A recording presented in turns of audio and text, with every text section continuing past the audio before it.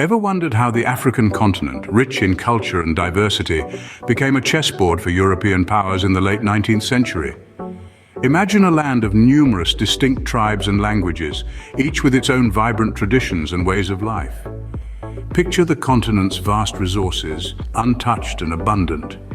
Yet this diverse and prosperous continent was not immune to the ambitions of the world's powers. This transformation didn't occur overnight, but was a result of a significant event known as the Berlin Conference. The Berlin Conference, a series of meetings held in Berlin, Germany, from November 1884 to February 1885, changed Africa's destiny. Let's take a moment to delve into the details of this historical event. It all began in the late 19th century. European powers were embroiled in a race for overseas territories, a phenomenon often referred to as the Scramble for Africa. The desire for new markets, raw materials and strategic military bases drove this scramble, but without rules for engagement, the risk of conflict among these powers was high.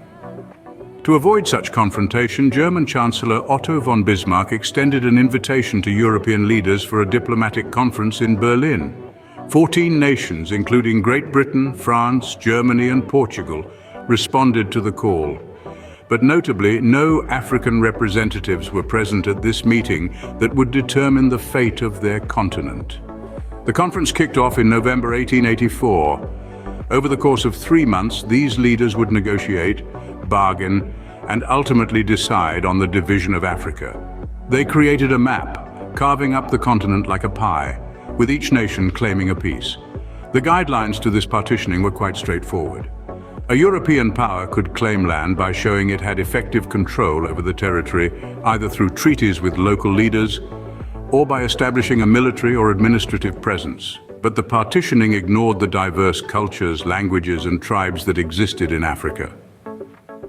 Borders were drawn with little regard for existing tribal or national boundaries, leading to a fragmentation of ethnic groups.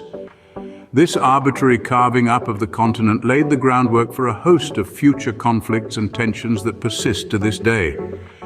The Berlin Conference, in essence, was an agreement among European powers to carve up Africa, disregarding the cultural, linguistic, and tribal boundaries that existed.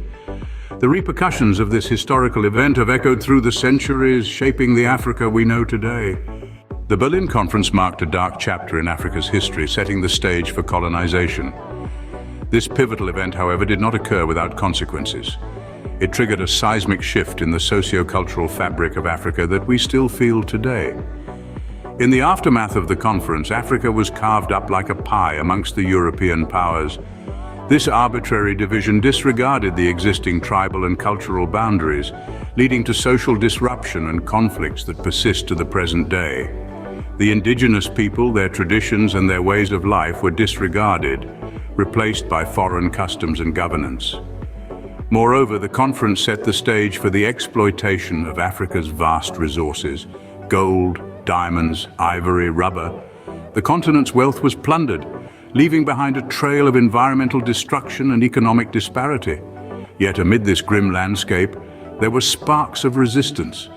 Brave men and women stood against the tide of imperialism, sparking movements for independence across the continent. These movements marked the beginning of a long, arduous journey towards self-determination and sovereignty. In conclusion, the Berlin Conference was not just a meeting of European powers. It was a turning point that disrupted Africa's trajectory, leading to a period of colonization that continues to impact the continent's socio-cultural fabric and economic landscape today. The Berlin Conference, a symbol of European imperialism, forever altered the trajectory of Africa, leaving a legacy that continues to shape the continent's history and future.